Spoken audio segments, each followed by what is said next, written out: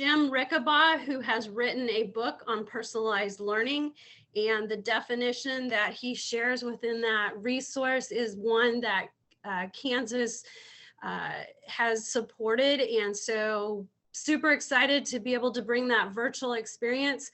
We have decided to also provide an on-site location where if you would like to come interact with others in a physical location during that virtual conversation and professional development experience, that we will be putting that out. And so that should come out in the next couple of days. So mark those calendars for March 31st. It's right around the USA convention. And so maybe you could just add an extra day and come enjoy company with other curriculum and instructional leaders as we look at how to look at that topic of personalized learning for our systems. I think Josh Schneider is on with us, KSDE president. Good morning. So Josh is with us this morning. I know Michelle Miller will be joining us if she's not on, be joining us shortly. And she's gonna ask for some feedback this morning. And so this is just kind of open mic. It's open for you guys to share. We will be doing this again next year. We are going to move to an in-person format next year for the curriculum leaders at the State Department. And so we are going to move the networking sessions to be an also in-person format. And so we will do a couple hours, kind of what we're kicking around right before the curriculum leaders networking session, and maybe some type of a social the night before for those that are coming in and traveling and will be staying for that meeting the next day. So looking forward, we'll get that information out to you also. With that said, Michelle, are you with us? I am. Yay. So I'm going to let you kick us off, and I know you're looking for some feedback, and this is a great group to be asking for it. I know. Did you see my friend Michael Kuntz and I with 2 thumbs up? That was my earliest memory of Zoom meetings in 2020. Michael said to the group, come on, everybody give me 2 thumbs up, because you can't help but smile when you do that. And my friends, we need some smiles, but I am so tickled to be with you all because I don't know, it's just my feeling this is where the real work happens. You can be the superintendent, you can be the principal, whatever, but curriculum leaders and the folks that support curriculum are really the action oriented, right in there with kids folks. So I love that. I've been a principal, I've been a superintendent, not that I'm dinging any of those jobs. I love the curriculum leaders work, and this group especially, and I'm excited that Valora has laid out that we can all get back together in person. So she is absolutely right. And Spencer Brown, I owe you an email. I will get back to you, my friend, I promise. I'm seeing people here I owe emails. So I got it, it's on my list. So let's have a really open, honest conversation about substitute licenses, please. Because next week, let me frame this for you a little bit. On Tuesday, my good friend Shane Carter and I will be standing in front of the state board and sharing with them the reporting that you all did relative to your teacher vacancies, right? So we got a little curious about vacancies relative to, seems to be my new word, relative, Catherine Schmidling's work, Dr. Schmidling's work with higher ed, because she has a great connection with higher ed. So we asked her in December and again here this spring to tap into her higher ed friends and say, hi friends, how many graduates do you think that you will have? And so now I shouldn't have asked her to do that, because your reporting of vacancies and the pipeline from higher ed are not matching up. Neither is the conversation I'm hearing about, we can't find any teachers, we don't have any teachers, oh my goodness, we have no teachers. Now, I also see my good friend Meg Richard. We don't have any science teachers, flat out. Let's just say it. There are no science teachers. That's a problem. But just let's hypothetically assume, because this hasn't gone to the state board yet, but let's hypothetically assume you all reported 1,200 vacancies, okay? Your system, your board clerk, your superintendent, whoever does that reporting for you. Hypothetically, let's assume they reported 1,200 vacancies. Well, my good friend, Dr. Schmidling, her data shows me that there are over 3,000 candidates coming out of the pipeline for jobs. You see the disconnect? So now I'm going, holy free holy. Uh-oh, maybe it's not as bad as we all think it is. In science, Meg, it's bad. No doubt about it. It's bad. I don't have any good news in science, but I'm in a bit of a quandary there. So, Michelle, now we talk. Yeah, Josh, go. I will tell you, the number of applicants you get is about this much.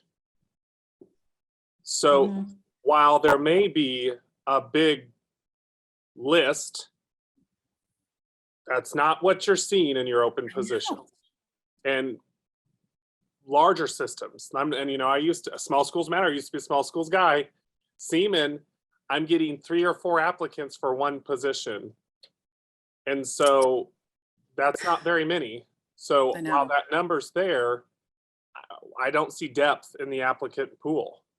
I agree with you. I agree with you 100%. And for a system the size of Seaman, he should have, oh my gosh, 10, 12 even seems pathetic per position.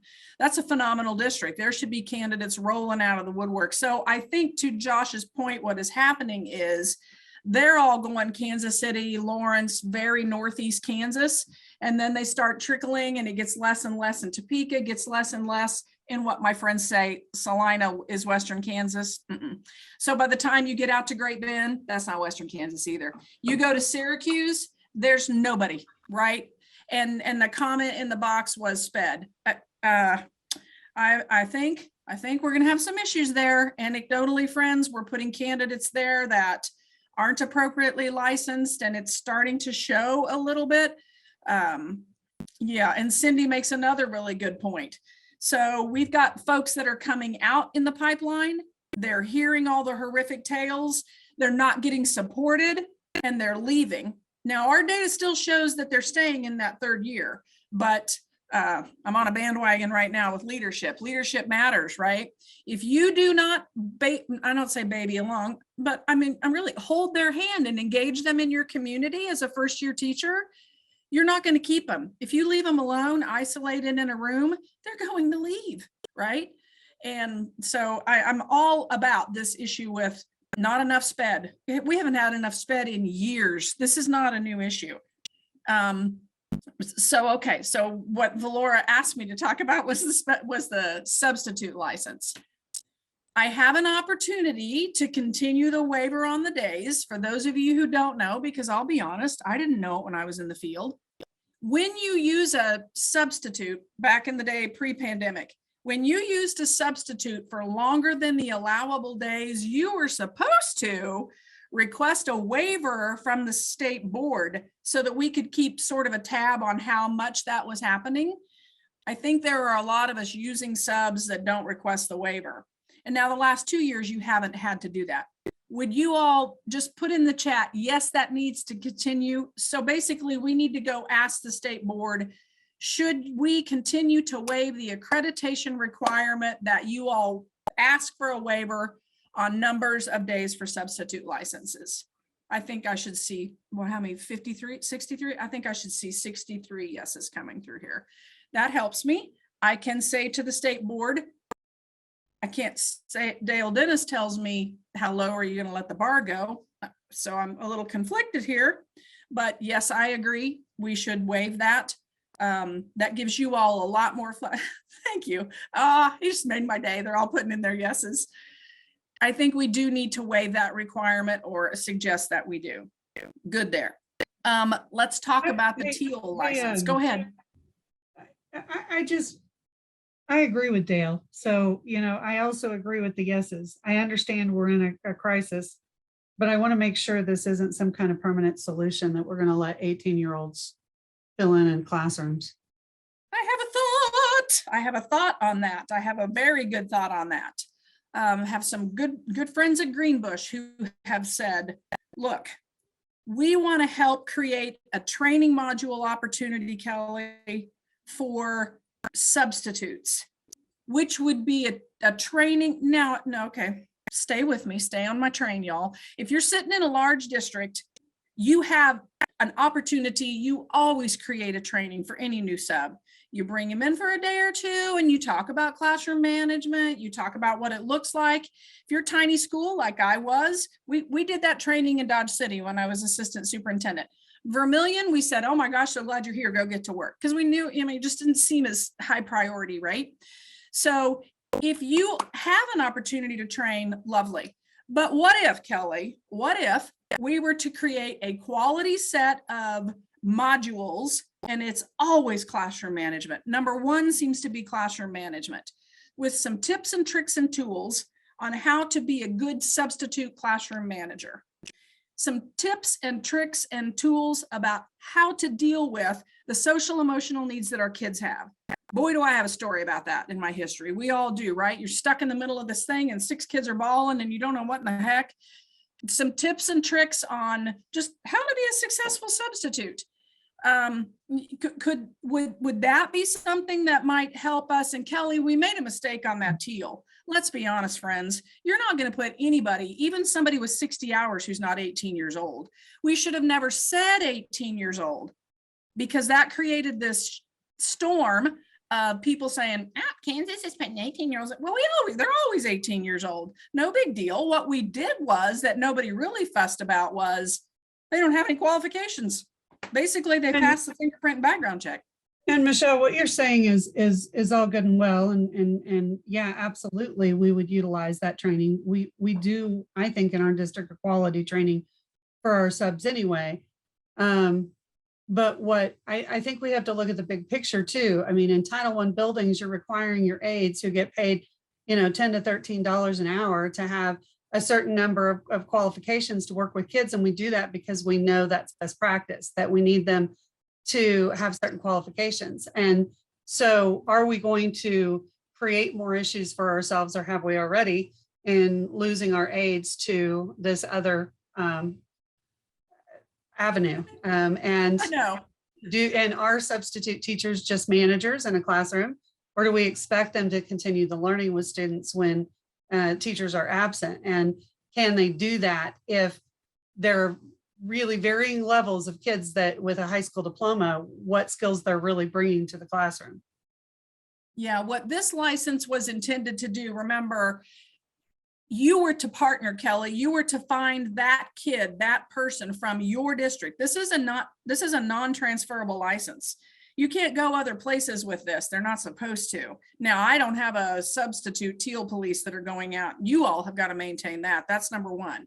Non-transferable. You choose, Kelly, who you want to give that opportunity to and who you say no to. I have 2 daughters. I would tell you, say no to my oldest. She's not going to be, she already tried to teach. It's just not her thing.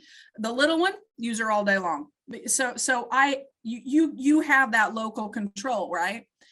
So theory versus reality. I mean, you're not just your local kids coming in wanting to apply for these jobs. And again, against extending the waiver, we've had a crisis on our hands. But I just wanted to be that voice that said, I don't know that this is a permanent solution. Oh, no. These little voices are in my head every night, Kelly, and keep me awake all night long because I struggle with myself. I feel like I have a pretty good handle on what good instruction looks like, even from a sub standpoint. And I know what it doesn't look like. I'm not 100% convinced that every superintendent and principal has that capacity, right? They don't have this rich curriculum background that y'all do and that I do. And they need somebody to cover classrooms. So that takes me to a next little story I'm going to tell you. In June, I'm going to go argue with our general counsel at a national conference about should states license or should they not license? Should we just turn this all over to y'all and say, go for it. Go for it. There's a push for that. You do it. And we're going to get out of the licensure business. I am a girl who lives my life in balance. I don't drink too much, eat too much. Well, occasionally I do those things. I don't walk, I don't slip. You live your life in balance, and we have gotten away from that. This is not a yes or a no issue. Somewhere there's a balance that the majority of us can agree to. I don't think it's get rid of licensure and give it to local control. I don't think it's us handling all of it. So that conversation, permanent, Kelly, that you're talking about, we've got to get the right group of people around the table. throw out the current statutes and regulations on that table and say, what do you want? What do you not want? And let's redo what we think an appropriately licensed candidate ought to look like. These are Band-Aids. These are temporary Band-Aids, and Dale is always in my ear. How low are you going to let the bar go? I don't know. And my bar maybe for Kansas City, Kansas is different than Satana, right? So it's a quandary. Do you all want that teal option to continue, or should I be recommending no? Could it continue only if those candidates went through a training and could document on a PD transcript, I have had 8 hours of training?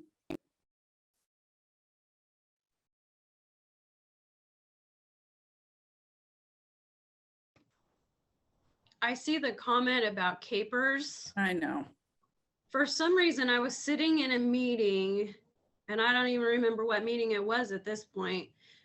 Is there, I even hate to open that window, but wasn't there a discussion somewhere about the possibility of an emergency, just maybe for a couple of years here, opening that back up to retired teachers?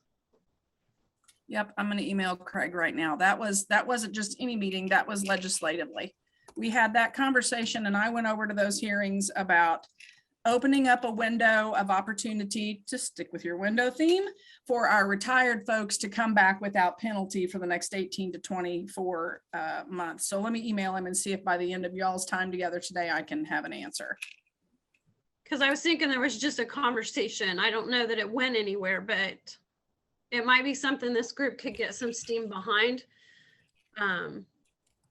if that's a possibility. Wow, yeah, you're right. It's been a retired folks. Come back. Sorry, multitasking. This is good for your brain, right? Okay, we'll check in with him. It's been a conversation all over the world, and specifically I sat in on 2 of them across the way, and Capers was at the table. They were at the table saying, we want to allow this opportunity for a time. So how do we as a Kansas educational system become the state to be in? Okay, I have thoughts. Shocking that I have thoughts.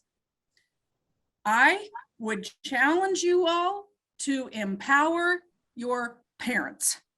Get busy with parents who are direct recipients of the beauty and wonder that is Kansas education. Empower them to go across the street and to talk to their legislators, because legislators, that group of folks, lawmakers, no KSDE, no USA, I love my friends at USA, no KASB, no KNEA, no one with initials behind their name seems to be making an impact. However, I was at a national conference and the folks in Indiana did this. They empowered their parents, and my friends, do you know what their parents were able to get moved across? A $52,000 a year base salary mandated across their state.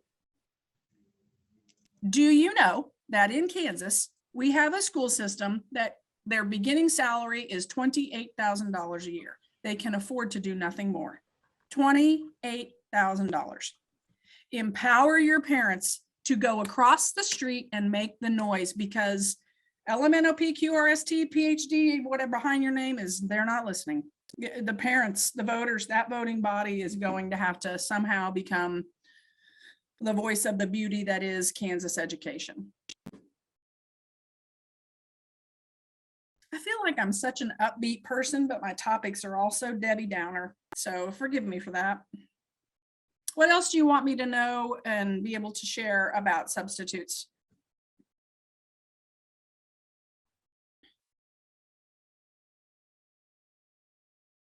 Okay, look forward to that data. I can't wait for y'all to see that teacher vacancy data. Love it. Thanks, Michelle. Hey, You bet. I do have a question, Michelle, as you were talking about all of that with the TL licenses. Were you also including in that the ability to fill teaching positions with waiving the requirements of what kind of sub-license they have for a teaching position? Yeah, y'all are taking away my later presentation. Oh, okay. If that's No, coming no. up later, that's fine. It's okay. We all need to hear it in different forms and in different ways. Next time I'll have a fancy PowerPoint for you in a little bit.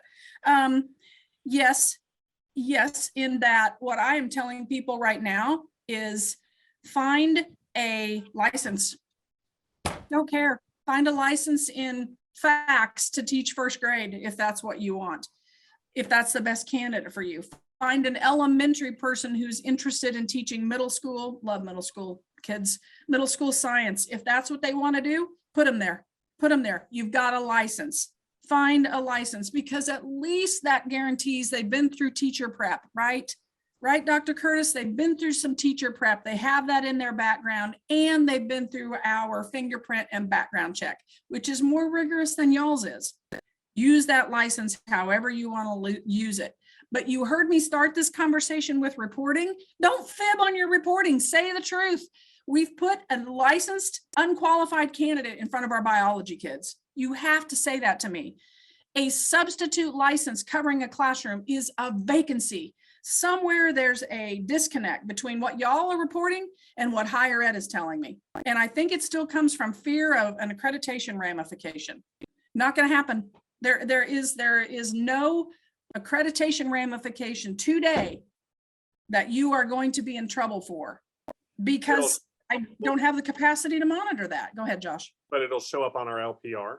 Yes, absolutely. Fine. Let it show up on your LPR. No way is the world going to know the storm that we are in if we don't honestly report the storm that we're in.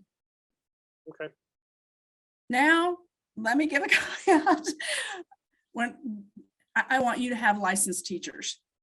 If you get to the place that you've got a phenomenally high number of not appropriately licensed teachers, and when I say that, I'm saying 30% or more, and I probably have some, then let's have a conversation. Don't be shy about it. Shout it from the rooftops. We've done everything we can in Satana, Kansas to find as many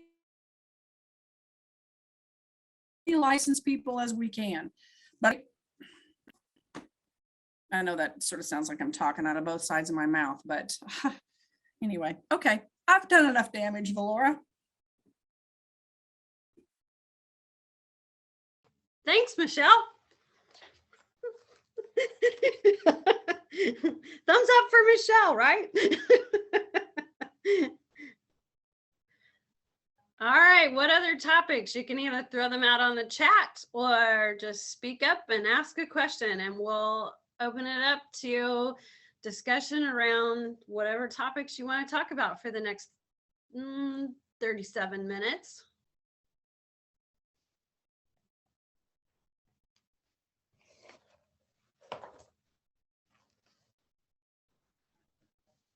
No burning issues? Oh, come on, it's Friday and it's cloudy.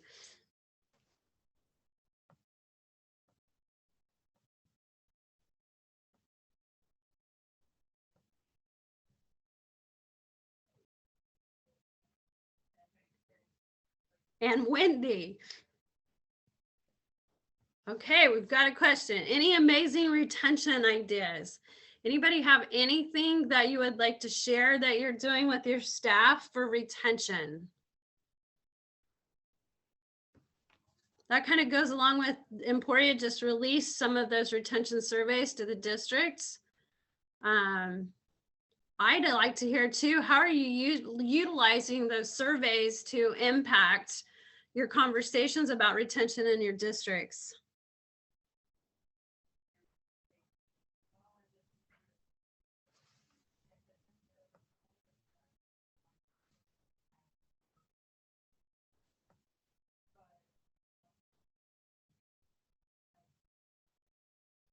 Can you guys hear me? It's crickets. So one of the things that we did is we took a lot of our data that we had and put that on like a placemat, and then we also turned it over and we put all the reasons why you would want to come here. We had our data analysts working on that, and I know that's not a tremendous thing, but it actually was kind of, when there's something that was, you know, solid and that you could put there, it really did help get reminders for those teachers and for others to come. Love that idea. Thanks. It's not new, but it's what we do. Hey, as educators, we steal from each other and make it our own, and that's what makes it awesome.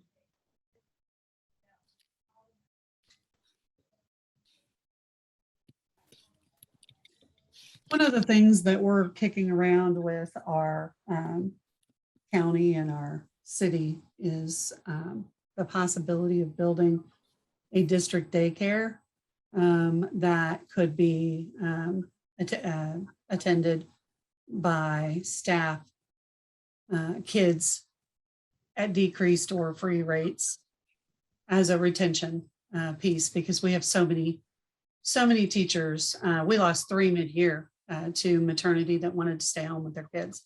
And maybe if there were better daycare options in our town, that might not be the case.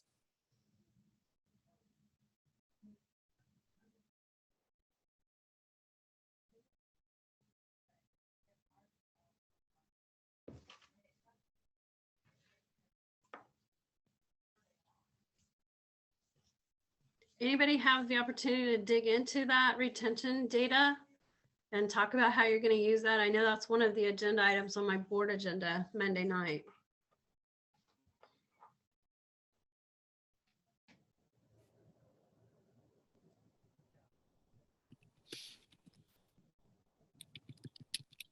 Got some ideas coming in there and the chat. Thanks for sharing, Kelly. You know, Valora, I will step in since we're so silent. The answer we all know is culture and climate too. I mean, we really have to continue to be intentional with that within our schools and our districts. And that's not a new answer, and it's not an easy answer because that can be impacted by a variety of things. But people that love their jobs, that feel loved, that feel seen and cared for, is a big piece to keeping them in your system. And so while this may not be surprising, or people may be thinking, well, duh, Josh, you're right, but not everybody takes the time to do that.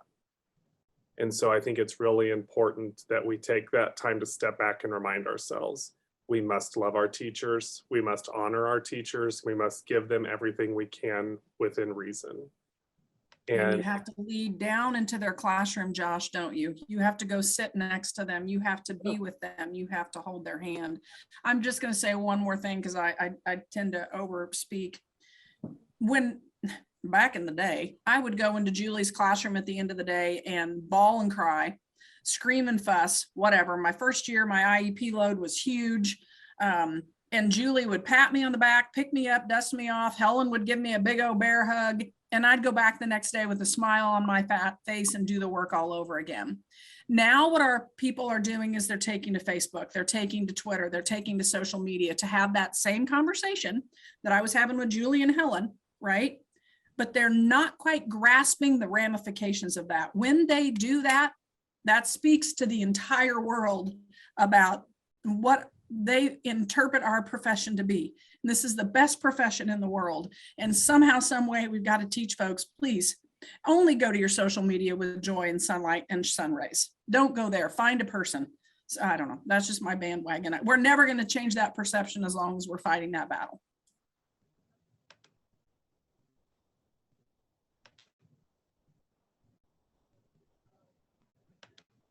Anybody else on the topic of retention?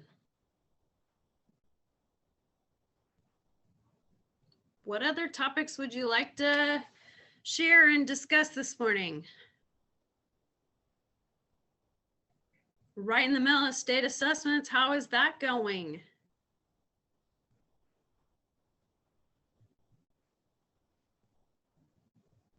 See some tired eyes, some.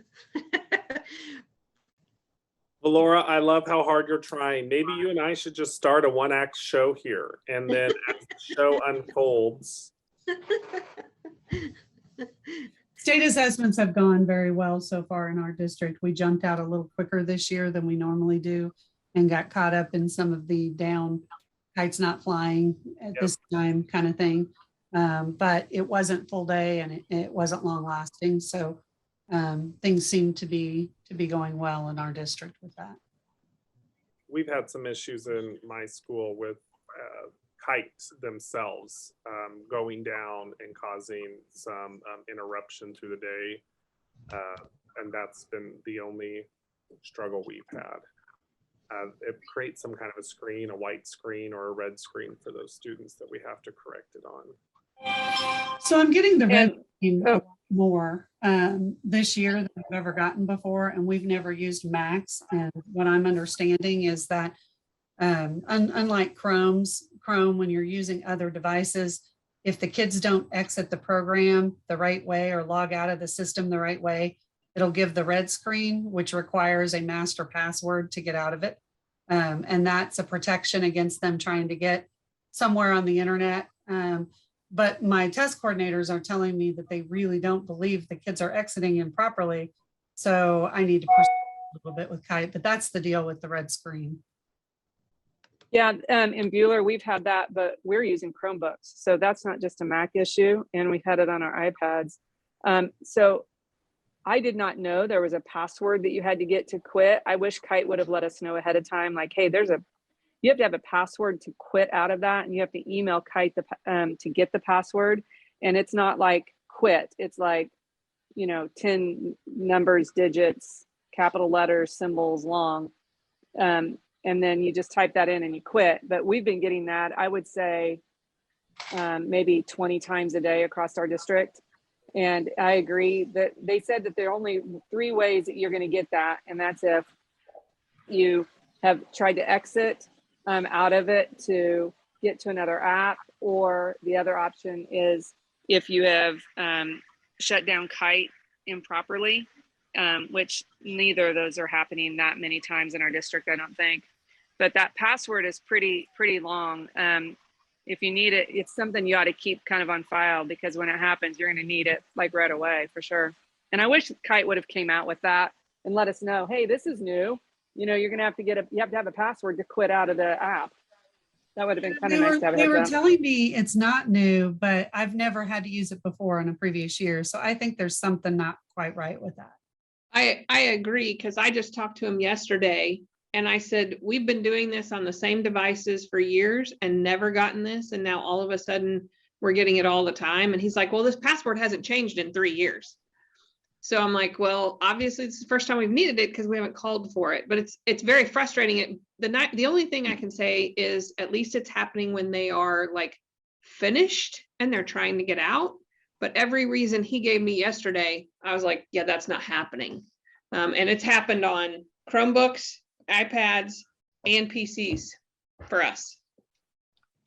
Well, that's good to know about the Chromebooks, because we were using Chrome in the past. So I just bought it hook, line, and sinker that it was because we had switched to Macs. But no, in Salina, we've had the same, and we use Chromebooks. And I had never seen, I've been testing coordinator or district testing coordinator for quite a while, and that was completely new to me. We've never had that issue prior to this year. Same issue here in Baxter, only it's not whenever they're trying to quit. It's right in the middle of testing, but we haven't started summative yet. We've just experienced that in the interim and even in the mini tests. So it's good to know that we'll keep on seeing the same bug. Thanks. well, if it's happening in the middle of testing with students, they may be trying to go somewhere they're not supposed to go. I've never seen that happen. Well, our teacher was right there. There have been multiple cases too. So it's that may have been it in a few of them, but not in all of them for sure. Gotcha. So if you haven't started testing and you're like, oh, okay, well, that's good to know. You might want to go ahead and like call Kite and get the password, because I feel like you're going to need it, and it would save a whole lot of time of, especially when you're, have to wait another day, then if you're have to get the kids back up and running.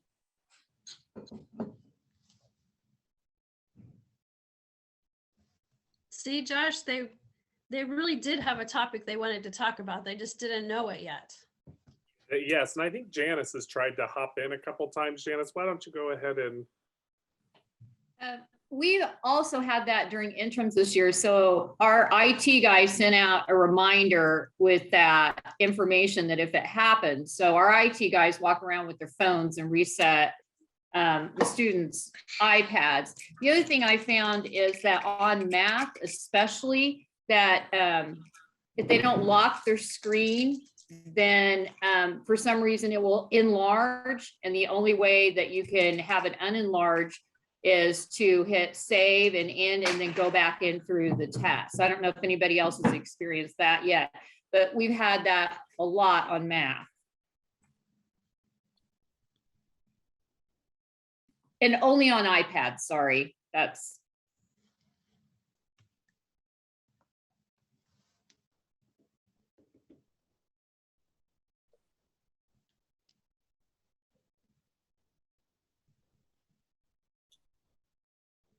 Wait time, using that awesome classroom strategy.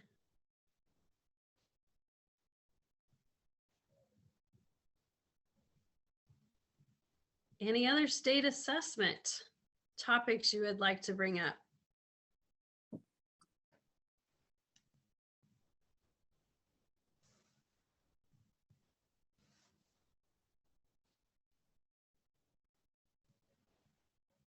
Okay, I'm going to throw out another topic. How about ESSER? ESSER 3, ESSER 2, ideas for closing that achievement gap. What are you doing in your districts? I'd be very interested in hearing how quickly people got their ESSER approval back from the time you submitted the application.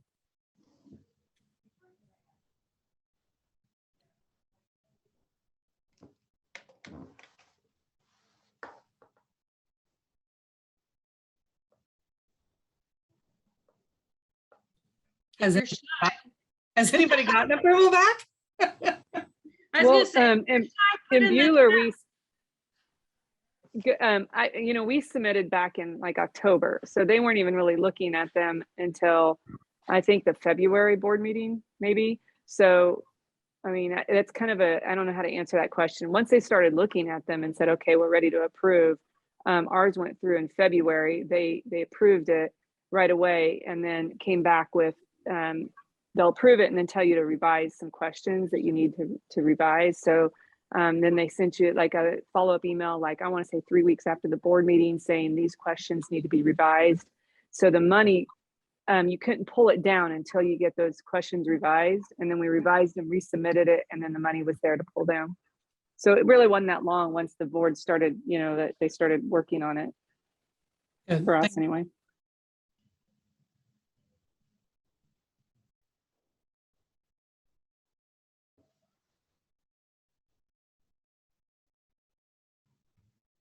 So Sheila's shared some things in the chat, what they're doing.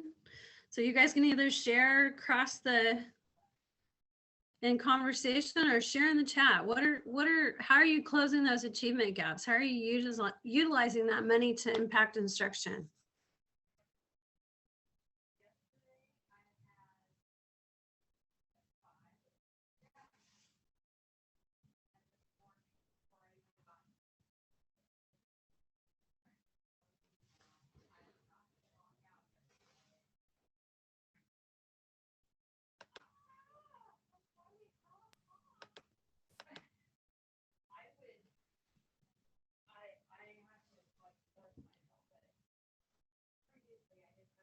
Stephanie, Fastbridge. Yep. I was going to say she put Fastbridge in there. How are you utilizing? Share with us. Are you doing any data conversations, and what do those data conversations look like? Well, we are going to roll out Fastbridge in the fall with a select group of teachers to do full implementation in the spring all district. We've recently finished year 5 of our cycle. And so we're already starting to dig into our data for next year, looking at state assessments. And even before, even after we said, yes, we're going to go to Fastbridge, we're looking at 75% of our kids sitting in 1s and 2s. So we're hoping that Fastbridge, one, will give us some more just streamlined ease in the platform, and then data collection to then really dig deeper and really hit those kids and where they need. So I'm actually working on a document now to give to my soup for this next round of ESSER, so we can put that in there. So we're at the very beginning.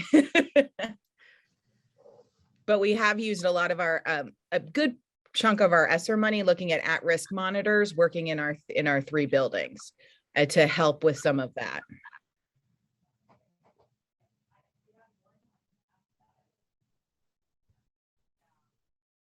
How about the rest of you? How are you having data conversations in buildings? What does that look like?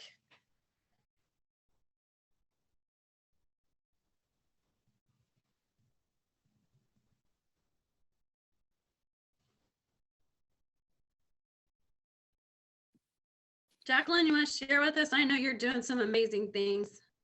Well, we steal from everybody.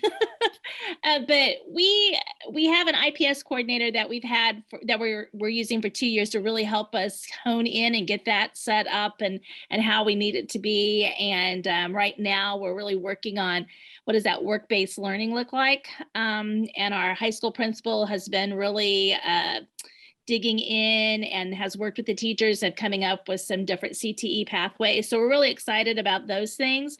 Our data coordinator has really been working on, we have EduClimber and how to get everything in there. What does that look like? And then helping the teachers be able to access what they need and be able to use it. Her hope is, after all the work that she's done this year, to be really spending time with the teachers on helping them pull it together and then actually having those really good conversations.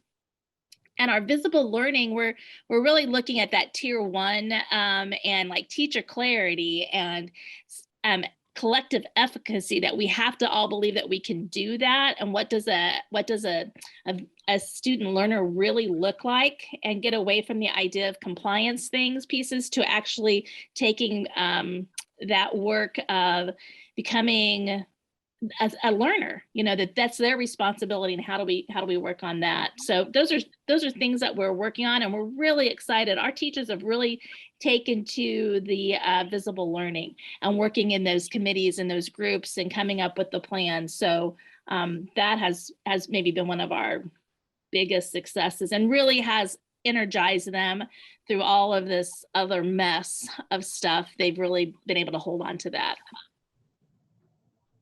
I love that. You said teacher efficacy. I mean, that's John Hattie's telling us that's where it's at.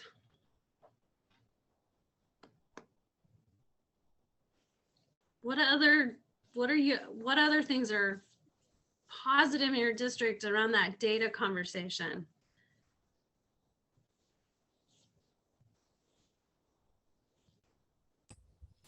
Latha, we're trying to approach math interventions in a more unique way, where we're looking ahead to a few weeks out before a module begins to say what's our priority content in that module, and then we have mapped all of our priority standards to say, well, what's foundational to that 5th grade place value module that's a month away, and how could we pre-assess kids on the 4th, 3rd, maybe 2nd grade skills that lead into that, so that we can intervene and have them ready to learn that content, as opposed to wait for them to fail that module and then have to go back and intervene on some of those skills. And so we've tried to kind of flip that model a little bit and be a little more strategic on when we intervene on which skills. Seeing great impact from that, Spencer? Yeah, we've seen some really cool things happen. We've seen really quick turnarounds on, well, for instance, a group I was recently looking at, there was like 14 3rd grade kiddos who still didn't understand, or no, they're 4th grade kiddos who didn't have 2-digit place value understanding. And we were able to remediate and get that cleaned up for 10 of them in 7 days worth of intervention, so that they could then move into the 4th grade place value module much more prepared. So.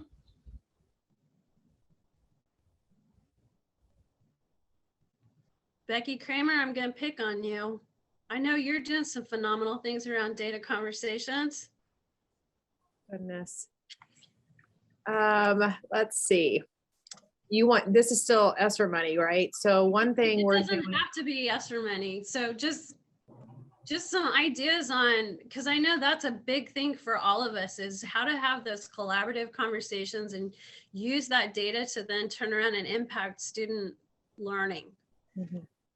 one of the things we're doing, we have a district letters trainer now, and I think we're in our second cohort group, and we're actually allotted some money to pay people a stipend if they complete all the modules. I'm trying to entice them to get that foundational level of reading to help us in our classroom. We've also done a lot of curricular work and review, particularly at the elementary level, looking at, trying to shift away from balanced literacy to the science of reading and structured literacy.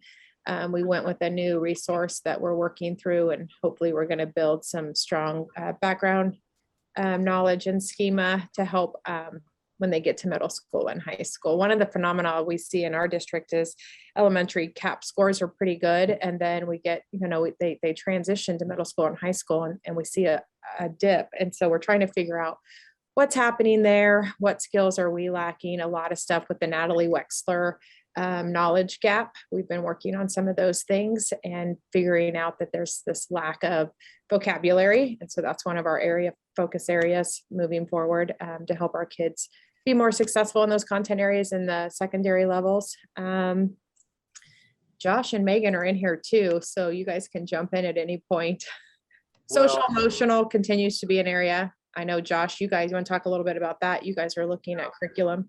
Sure, yeah. And so in the secondary, we've also mirrored a lot of the work at the elementary levels that Becky just highlighted, is that making sure that our MTSS systems are set, that we're following a protocol, that we're analyzing data, moving kids in and out of groups, making sure our groups are flexible and not tracked, making sure that our intervention time is set by skill, not just by students who are in need. So really being prescriptive about the needs and then diagnosing them and then intervening with those instructional tools that have been identified by the district in our MTSS process. So our MTSS in the middle school is much more robust than it was before, but we still have some room to grow, but we are moving kids and groups. And so we're really excited about that.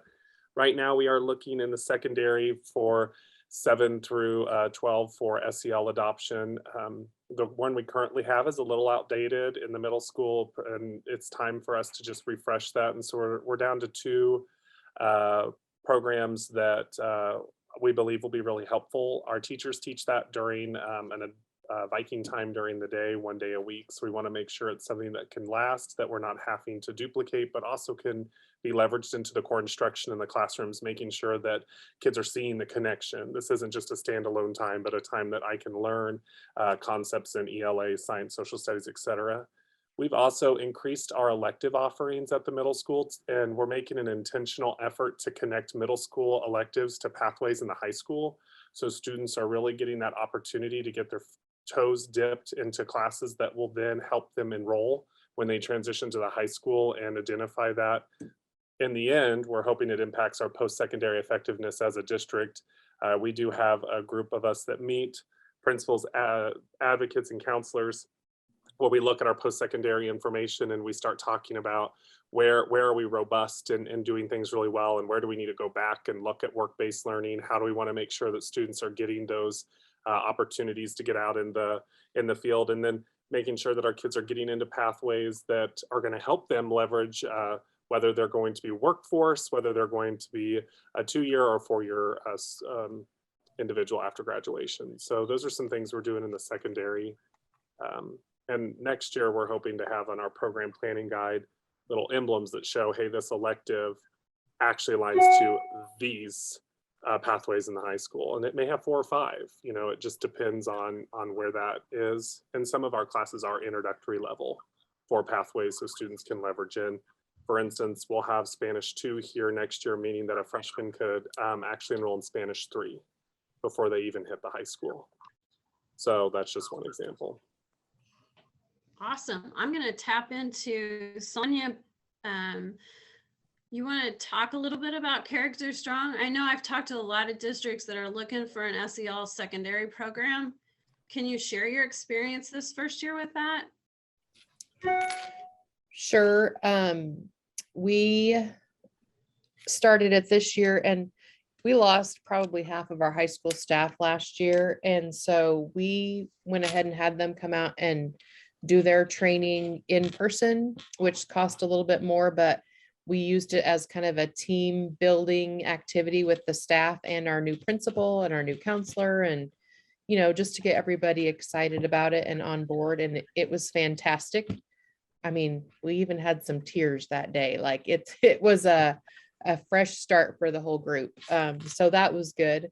We do it 2 days a week at the end of the day, and the teachers run it with their classes. Everything is provided so that in 20 seconds, the teacher can just know what they're supposed to do for the day. The slides are provided, the videos are provided, the activities are provided. There's what they call a gym if you want to do extra little team building activities with your kids.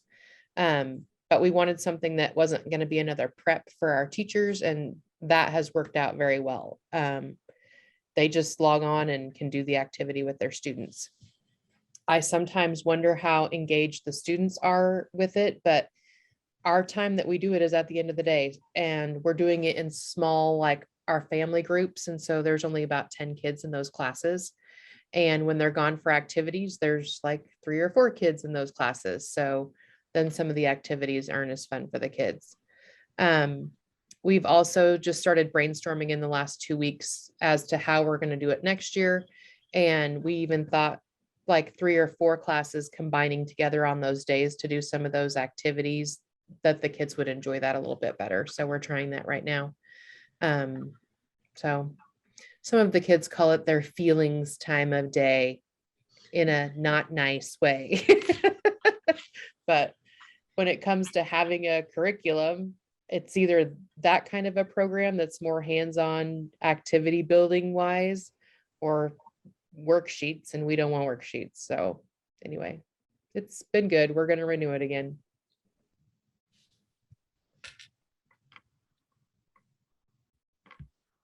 Okay, Tracy's, we're trying to read here. Summer learning with extended student experiences, literacy coaches through Greenbush, really great, reading math coaches, SEL coaches. Tracy, you want to share?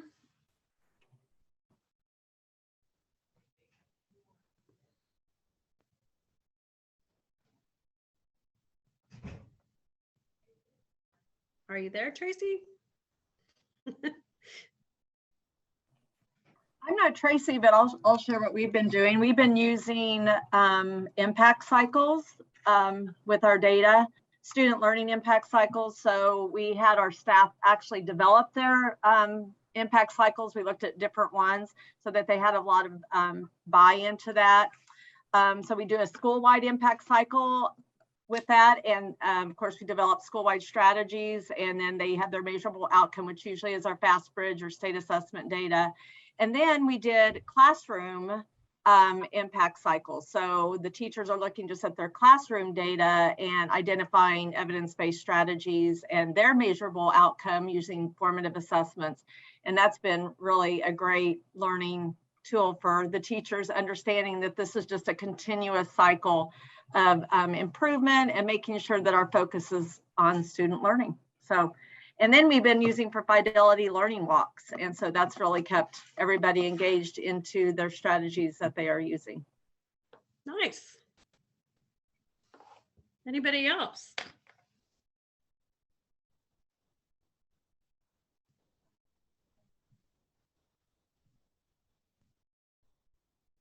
All right, I'm going to close it with that awesome example.